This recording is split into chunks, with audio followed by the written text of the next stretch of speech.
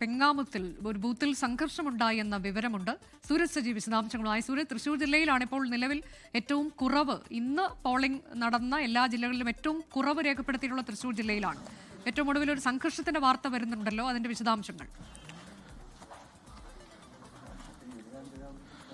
അനുജ, തീർച്ചയായും തൃശൂർ ജില്ലയിലെ കണക്ക് പരിശോധിക്കുമ്പോൾ തൃശൂർ ജില്ലയിൽ വോട്ടിംഗ് ശതമാനത്തിൽ വലിയ ഇടിവുണ്ടായി എന്ന് തന്നെ പറയേണ്ടിയിരിക്കുന്നു. കാരണം കഴിഞ്ഞ തവണ തൃശൂർ ജില്ലയുടെ മുഴുവൻ കണക്കെടുക്കുകയാണെങ്കിൽ 75.5% കഴിഞ്ഞ തവണ പോൾ ചെയ്ത വോട്ടിംഗ് ശതമാനം. പക്ഷേ ഇക്കുറി വരുമ്പോഴേക്കും അത് ഒടുവിൽ ലഭിക്കുന്ന കണക്ക് പ്രകാരം 71.31% കുറഞ്ഞിരിക്കുന്നു. ഏകദേശം ഒരു 3.5% കുറവ് ഉണ്ടായിരിക്കുന്നു. ഇനി ഒടുവിലത്തെ കണക്ക് എങ്ങനെയൊക്കെ വന്നാലും 72-നടുത്ത് മാത്രമേ എത്തുകയുള്ളൂ എന്നുള്ളതാണ് നമുക്ക് ലഭിക്കുന്ന വിവരം. അങ്ങനെയെങ്കിൽ 3% കുറവാണ് അത് തൃശ്ശൂരിൽ ഉണ്ടായിരിക്കുന്നത്. കോർപ്പറേഷനിലേക്ക് വന്നു കഴിഞ്ഞാൽ അവിടെ കഴിഞ്ഞ തവണ 63.79% ഇത്തവണ കോർപ്പറേഷനിലേക്ക് വരുമ്പോൾ അവിടെ 61.21%. അതായത് 2% കുറവ് കോർപ്പറേഷനിലും വരുന്നു.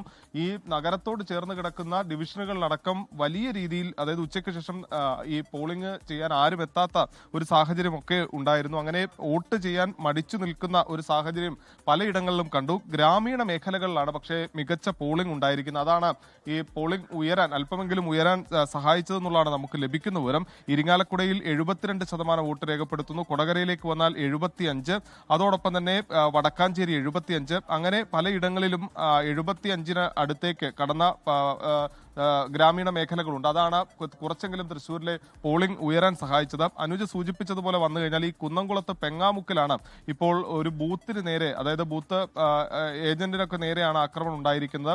അവിടെ ഈ ബൂത്തിലുണ്ടായിരുന്ന വോട്ടർ പട്ടികയും മെഷീനും അടക്കം വലിച്ചെറിഞ്ഞ ഈ കോൺഗ്രസ് പ്രവർത്തകൻ ഭീകരാന്തരീക്ഷം സൃഷ്ടിച്ചു എന്നുള്ളതാണ് പറയുന്നത്. നിരവധി ക്രിമിനൽ കേസുകളിൽ പ്രതിയായിട്ടുള്ള കോൺഗ്രസ് പ്രവർത്തകൻ ഷബീറാണ് ആക്രമണം നടത്തിയത്. ആദ്യഘട്ടത്തിൽ പോലീസ് എത്തി ഇയാളെ പറഞ്ഞയച്ചു. പക്ഷേ വീണ്ടും തിരിച്ചെത്തിയ ഷബീർ വീണ്ടും ഈ ബൂത്തിന് നേരെ അക്രമം അഴിച്ചുവിടുകയായിരുന്നു എന്നുള്ളതാണ് പോലീസ് പറയുന്നത്. ഇതോടുകൂടി ഷബീറിനെ പോലീസ് കസ്റ്റഡിയിലെടുക്കുകയും ചെയ്തിട്ടുണ്ട്. നിരവധി കേസുകളിൽ പ്രതിയായ കോൺഗ്രസ് പ്രവർത്തകനാണ് ഇദ്ദേഹം എന്നുള്ളതാണ് പറയുന്നത്.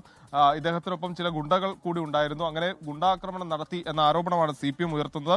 ഏറെ നേരം ഇതേ തുടർന്ന് ഈ മേഖലയിൽ വലിയ സംഘർഷ സാധ്യതയുണ്ടായിരുന്നു. കൂടുതൽ പോലീസുകാരെ അടക്കം വിന്യസിപ്പിച്ചാണ് ഇപ്പോൾ ഇവിടെ സ്ഥിതി ശാന്തമാക്കിയിരിക്കുന്നത്. ഞാനിപ്പോൾ നിൽക്കുന്നത് കേരളവർമ്മ കോളേജിലാണ്. അവിടെ വോട്ടിംഗ് യന്ത്രങ്ങൾ സീൽ ചെയ്ത് മാറ്റിയിരിക്കുകയാണ്. അങ്ങനെ തൃശ്ശൂരിൽ വിവിധ ഇടങ്ങളിൽ വോട്ടിംഗ് പൂർത്തിയായിരിക്കുന്നു എന്നുള്ളതാണ് നമുക്ക് ലഭിക്കുന്ന വിവരം. അനുജ, അതാണ് തൃശ്ശൂർ ജില്ലയിൽ ഏറ്റവും കുറവ് പോളിംഗ് രേഖപ്പെടുത്തിയതാണ്. കഴിഞ്ഞ തവണത്തേക്കാൾ വളരെ കുറവുണ്ടായിട്ടുണ്ട്.